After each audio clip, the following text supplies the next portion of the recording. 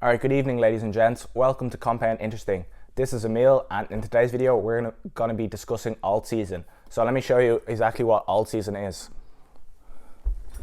So this is the performance of altcoins over the last 30 days by market cap. So Bitcoin, obviously number one. So we can see over the last 30 days, altcoins have been averaging like 100%, some much more than that.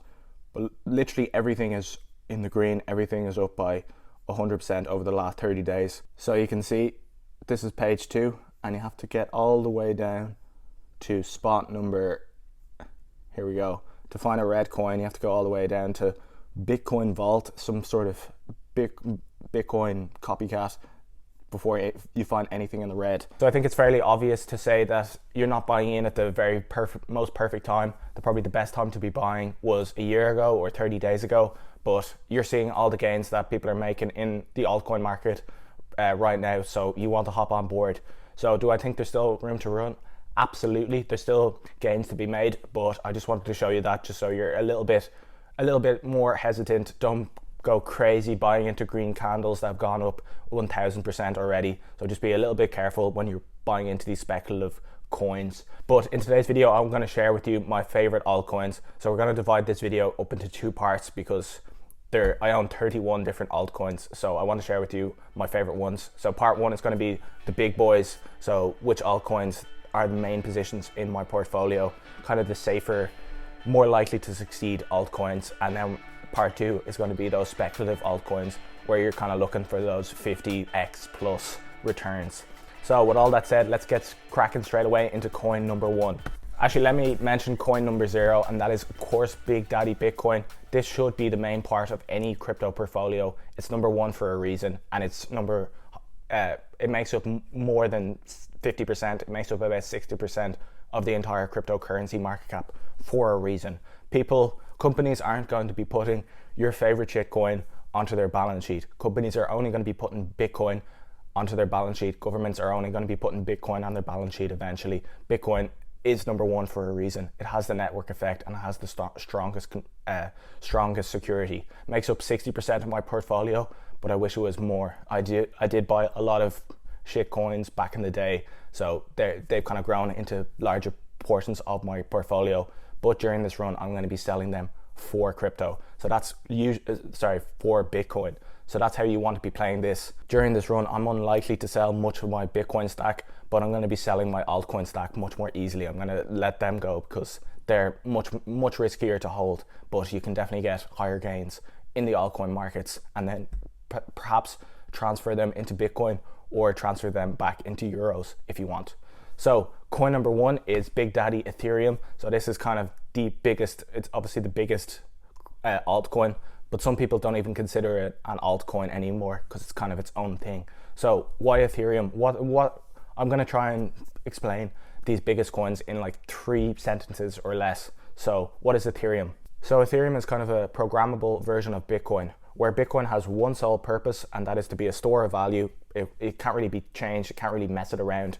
No one can come along and build things on top of it very easily. Whereas with Ethereum, it's much easier to use Ethereum to build decentralized apps and tokens and everything like that. So Ethereum has really large network effects, and it has actually the most developers building on top of Ethereum. So what can you build on Ethereum? So you can tokenize anything on Ethereum, and people remember the ICO boom of 2017 perhaps, where all these ERC20 tokens. So if you've ever heard of ERC20 tokens, that's what a lot of cryptocurrencies are built on, that ERC20 platform. A lot of small cryptocurrencies, and that's all built on Ethereum. Another thing that is huge in this cycle is DeFi. So if we look on DeFi Pulse, we can see that there's $40 billion locked up in DeFi at the moment. And we can see that every single chain, or every single project is built on Ethereum, all the way down the list. All the biggest ones are Ethereum, and then there's one there that's Bitcoin, which is the Lightning Network. So we can see all the value is locked up on Ethereum in decentralized finance, and decentralized finance could be huge in the future. But DeFi, decentralized finance, is definitely looking like it was the biggest trend of 2020, and it could be the biggest trend of 2021. So what's decentralized finance? Stuff like decentralized exchanges like Uniswap, where you can trade your cryptocurrencies with no centralized company doing the transaction for you, or just directly swap my whatever shitcoin into for someone else's on that exchange's shitcoin with no central party. Another thing, lending, giving my coins and getting an interest on it directly to someone who lends it and gives me that interest rate. So the majority of that is built on Ethereum. So if you kind of want an index fund of all the altcoins, you can just kind of buy into Ethereum. All right, so next up we have Chainlink, and Chainlink's my personal favorite altcoin at the moment. I first recommended it at $4 and now it's just broken $30. So congrats if you got in early on Chainlink, but it's gone from like 20 cents. So I definitely didn't get in at the very start, but I think it still has enormous room to grow in this cycle. I think it has one of the best use cases in crypto right now. So on a fundamental level, I really believe in Chainlink. On a technical level, it also looks extremely strong. We can compare the price appreciation for Chainlink to Ethereum. Chainlink is going through its first cycle, whereas Ethereum is now going through its second cycle. And a lot of people are comparing Chainlink now in its first cycle to Ethereum in the first cycle. And Ethereum in the first cycle, within 1 year, the 2017 boom, it went from $10 to $1,500 in just 1 year. So that's what, 150x in 1 year. So if we extrapolate that and say that that Chainlink will do as well or get to the same market cap that Ethereum got to in its first cycle, then Chainlink will reach $250 per coin by the end of this cycle. So I think that's a very fair price target, and that's about a 10x from here. I think it could do much better than that, to be honest. So I think it could actually go higher than $250. I think it will go into the high hundreds, probably somewhere in the range of $500 to $1,000 per Chainlink, in my personal opinion.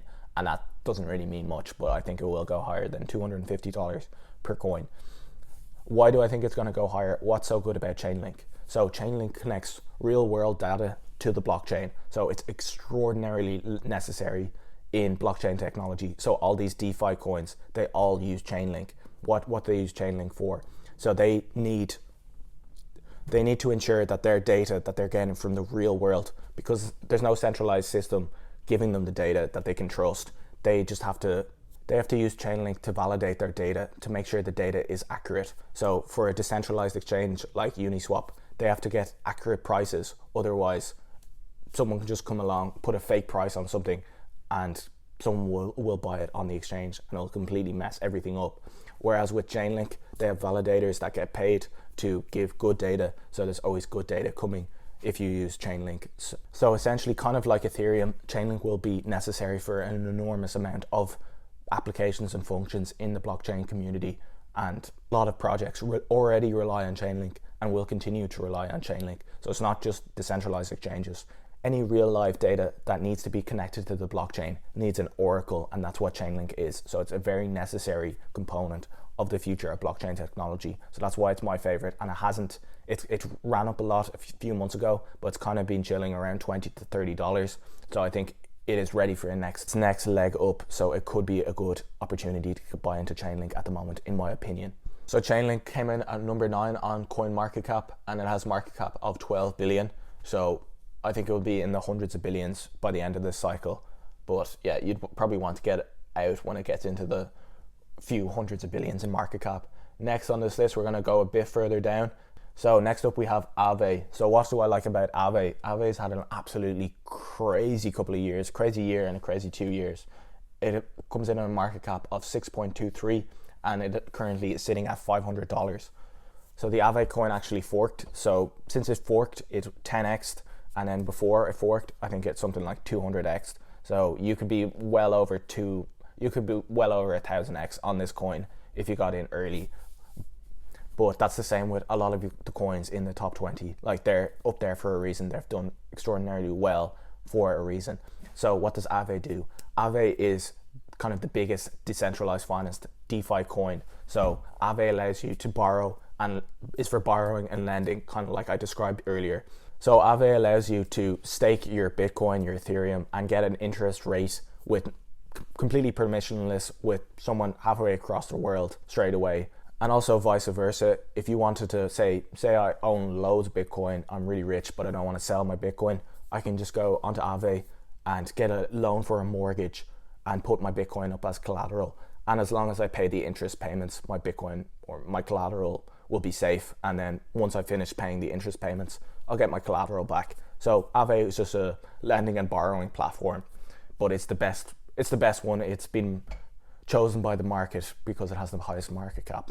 So even though Aave has done extraordinarily well this cycle, I still think it could get into the hundreds of billions in market cap. So as I mentioned, it's only like 6 billion in market cap now.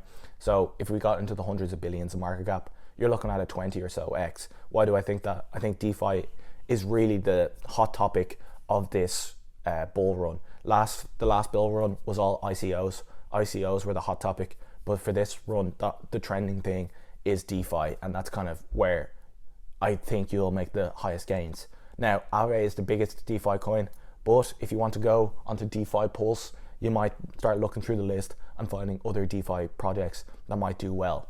All right, so I think we'll end part 1 there, and if you want, make sure to subscribe so you catch part 2, where I'm going to be going into the ones where you can get 50 to 100x potentially. So make sure you're subscribed, notifications on, and I'll be releasing that very shortly.